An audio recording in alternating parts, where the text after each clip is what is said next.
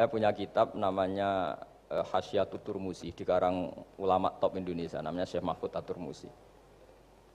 Itu beliau cerita, Imam Al-Amudi itu ulama top, tapi dia itu unik, tiap ngajar santrinya itu ngajar matematika, ngajar ilmu eksak. Terus ditanya, sampai muridnya itu ragu, ini guruku masuk surga enggak, ini kiai kok hanya ngajar matematika. Ya kira-kira ngajar, ya seperti mahasiswa jenengan kan, ini rektor masuk surga enggak, ngomong teknik terus gitu loh. Tapi gurunya kayaknya enggak terima, diudhoni santrinya itu enggak terima, karena beliau seorang wali. Murid-muridnya itu bermimpi. Ini penting saya ceritakan, mungkin agak aneh di dunia kampus ya, di bab ini. Kalau dalam teori kita, Pak On itu, mimpi sama nyata, melihat itu otoritatif mimpi. Ini yang agak aneh di ilmu pesantren. Jadi melihat jenengan langsung dengan mimpi itu otoritatif mimpi. Karena mimpi ru'yal mukmin dijamin oleh Rasulullah sama dengan 46 juz'un minan nubuwah. Jadi persennya itu besar sekali, 46% dari juz'un minan nubuwah, otoritatifnya. Nah tentu tidur yang benar. Logikanya gini, kata-kata kitab-kitab menjelaskan. Orang kalau melihat langsung itu pasti terpengaruhi oleh cinta atau tidak cinta, senang atau tidak senang, sedang butuh apa enggak. Jadi kalau saya sedang butuh dengan Pak Rektor itu melihatnya dengan penuh harapan. Jadi kalau saya sakit mau mati itu senang lihat dokter karena ini harapan, Rektor nggak ngefek gitu kan gitu. Tapi kalau saya politikus ngelihat ketua partai itu lebih respect ketimbang melihat dokter. Jadi gara-gara banyak kepentingan ini melihat itu nggak pernah jujur gitu. Nggak pernah jujur. Jadi kebodohan manusia justru karena melihat itu kalau dalam teori kita. Makanya kalau dalam teori pesantren itu kebalik, anna sunyamun wa idza matu intabahu. Manusia itu hakikatnya tidur, baru setelah mati bangun. Misalnya kita di dunia nganggap uang itu penting, harta itu penting, jabatan penting. Setelah kita mati ternyata yang paling penting itu hanya sujud. Karena kamu itu kenangan ketemu Allah terbaik itu sujud. Yang kita anggap penting di dunia semuanya tidak penting. Yang kita anggap sepele kayak sholat ternyata itu super penting. Tapi sadar itu nunggu nanti di akhirat. Ya, saya ini termasuk syukur yang sadar sebelum sampai akhirat. Jadi termasuk orang yang beruntung lah gitu. Nah, kenapa mimpi itu begitu penting? Karena tadi ketika orang tidur itu off semua, sistem sarafnya, sistem apanya. Yang ada hanya pengendalian Tuhan.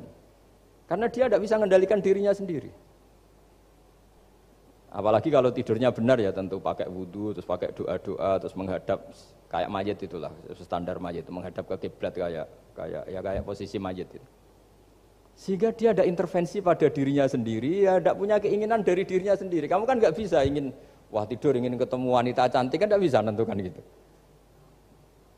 Akhirnya ya benar-benar hanya milik Allah. Apalagi kalau kita bacanya benar, terus pikirannya benar.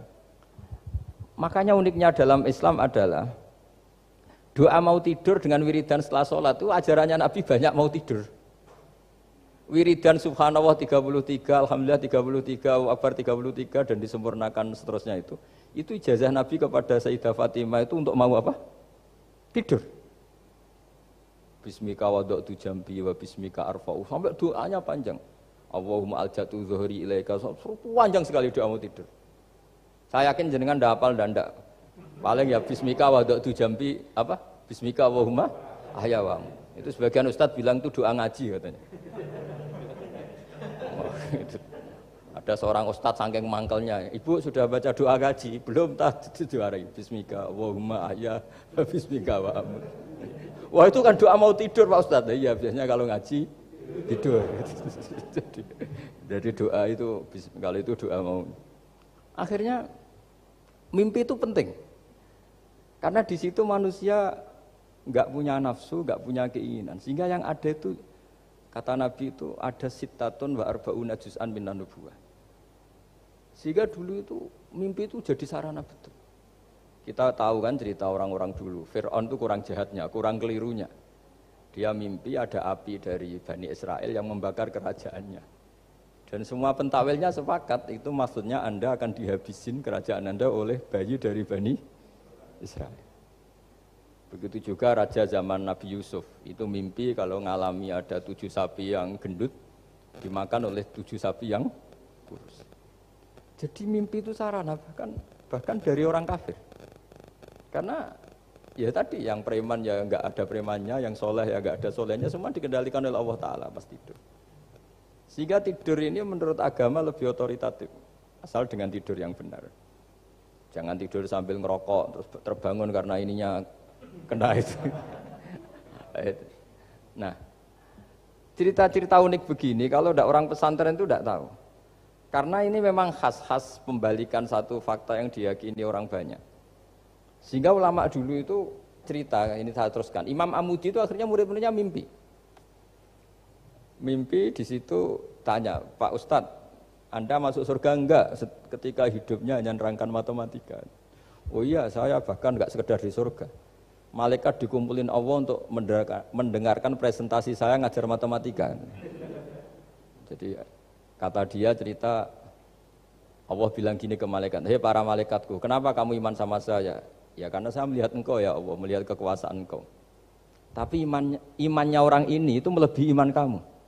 Wah ya tidak bisa, saya melihat engkau langsung, ini tidak melihat engkau langsung. Kenapa begitu yakin seperti yakin kita?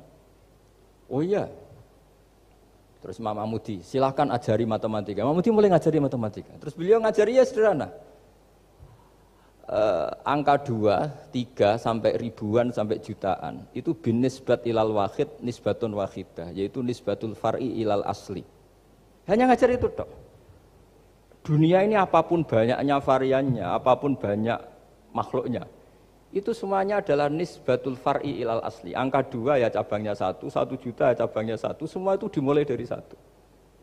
Jadi di mana-mana hitungan itu dimulai dari 1. Dan 1 ini harus ada, yaitu Tuhan. Matematika akhirnya malaikat, keren juga maksudnya. Keren juga maksudnya. Akhirnya Allah bilang, dan itu didawuhkan juga oleh Rasulullah SAW, tuba liman amana bi walam yaroni. Yang hebat itu imannya orang yang enggak melihat saya. Makanya masyhur itu, malaikat ditanya Allah, siapa imannya yang paling kuat? Ya kita, karena melihat engkau langsung ya Allah. Para nabi. Terus tapi yang dari sekian pertanyaan itu jawab sama, yang paling ajaib adalah umat-umat Muhammad di akhir zaman, enggak menangi nabinya, juga enggak pernah lihat surga neraka, tapi iman sama saya. Dan mereka punya cara untuk imannya ini berkualitas sama dengan kamu para malaikat. Ya diantaranya dengan cara logika tadi yang saya utarakan tadi. Am khuliqu min ghairi syai'in am humul khaliqun. Kalau alam raya ini wujud, maka penyebabnya harus sesuatu yang wujud.